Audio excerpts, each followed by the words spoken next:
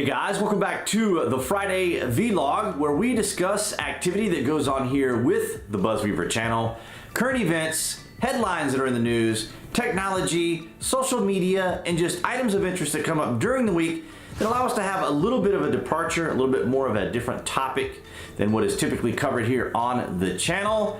And this allows us to have a little bit of a dialogue down in that comment section. So guys, please make sure that you utilize and take advantage of that. If this is your first time here, I'd like to welcome you to the channel and encourage you to familiarize yourself with any of the content that is here. In gaming news, we learned this week that the second chapter to the Tides of War will be called Lightning Strikes. We'll also see some new introductions to game modes along with a patch which we hope will address quite a few issues. Now, we don't know that much about the patch, and the release will be on January the 17th. So we have an entire week really before we can really know what will be fully in there. But I am looking forward to hearing what the development team has to say about what will be released.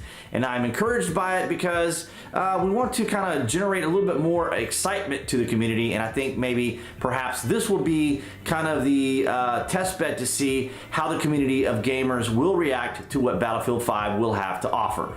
In addition to gaming news, I also wanted to include Civilization 6 Gathering Storm. The development team has been teasing a lot of the new civs that we'll be able to play, and as you know, this will have a lot of the weather events. This will also include Diplomatic Victory, which was one of my favorite victory modes in Civilization 5. And we'll have canals, which is going to be really cool. I've always been a fan of being able to bridge different parts of the landscape with the oceans and be able to travel through with ships and stuff. So it's going to be very interesting. And I did want to mention it here because I've been debating on whether I wanted to play at least one more game before the patch comes out, before the new expansion comes out, I should say. But nonetheless, I just want to let you guys know that I will be covering it. It will be February the 14th, Valentine's Day, before that particular expansion comes out, but nonetheless, I am looking forward to it, and I will be covering it here on the channel. On Tuesday, January the 8th, President Trump addressed the nation in what would be his first kind of official capacity of addressing the nation as the president, where he was, in fact, being in that role that his pundits and detractors and others have talked about many times, and that is his presidential role, being in that presidential role, which is a big concern for them. But of course we learned that it was of no particular satisfaction to them. But nonetheless, I digress on that. But what Trump talked about was something that we have known him to talk about for years, essentially from 2016 all the way till now. His concerns about immigration, the southern border, how he wanted to implement particular immigration plans, immigration policy. He also went into data and statistics and information on how immigration, or illegal immigration in particular, has affected our economy, how it affects us in our crime statistics. And so we had all this information that we have been hearing about and talking about now for probably several years, and we have discussed this here on the channel. And of course, in a very predictable way, in their response, the Democrats mentioned that the president had clearly stated that Mexico was going to pay for the wall, and that he was now using the shutdown of the American government as a leveraging point, or that he was hijacking the government. And of course, this is very inflammatory language, and this is something that we have heard across the board from both sides for quite some time.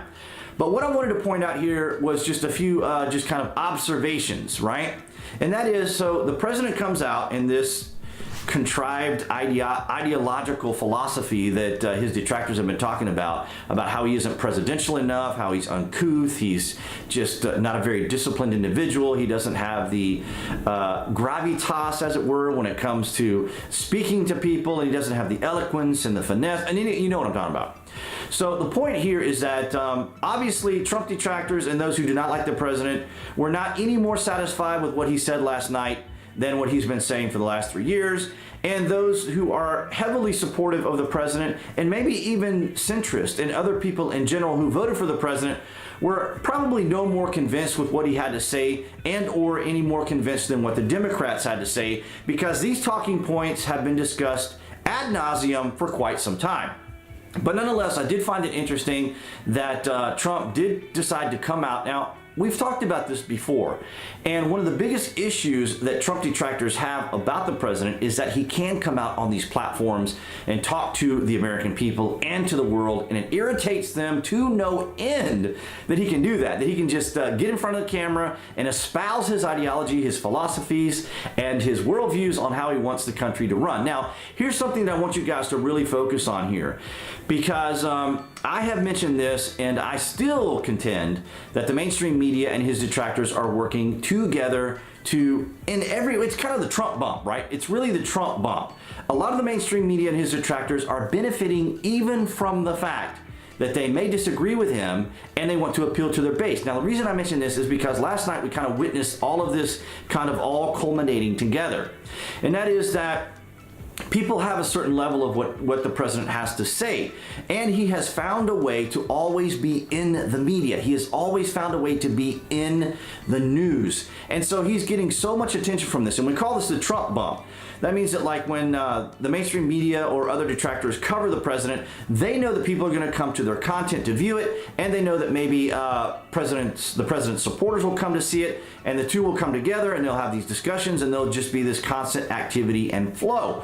But we have also covered here on the channel when it comes to what is important to Americans in the political arena, and that was, of course, as you remember, first was healthcare, and then second was immigration. As a matter of fact, if you remember from that list, there was 14 different things, and I think the wall was either 13 or 14, and then Brett Kavanaugh was either 13 or 14, which were two very pivotal leveraging issues that the Trump detractors really wanted to focus on. But as you can see, the American people and probably the world aren't as focused on like the argumentation that goes on between the two camps, but more or less what the actual talking points are. So last night we did get to see the president and the Democrats address their particular points of issue and concerns that they had to try to let those, I guess, in the center and others who are undecided to know kind of where the president is and what's going on. We'll have to continue to keep an eye on that, but I would argue this.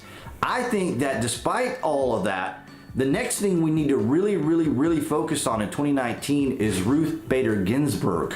Because I think right now the left is in absolute terrified panic mode that if anything happens to her, then Trump will be able to elect his fourth individual to the Supreme Court. So we'll keep an eye on that. We'll keep an eye on how this government shutdown progresses. But nonetheless, guys, I wanted to touch on that topic real quick and bring that to you.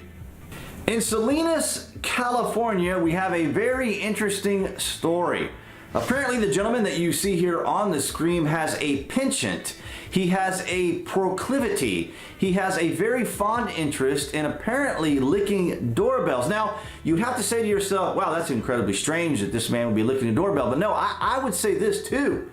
The man did it for 3 hours. That's dedication. That's work. Now, I have no idea. I have about half a dozen reasons why he was probably doing it, but some of them probably won't be appropriate enough to talk about here on the BuzWeaver channel.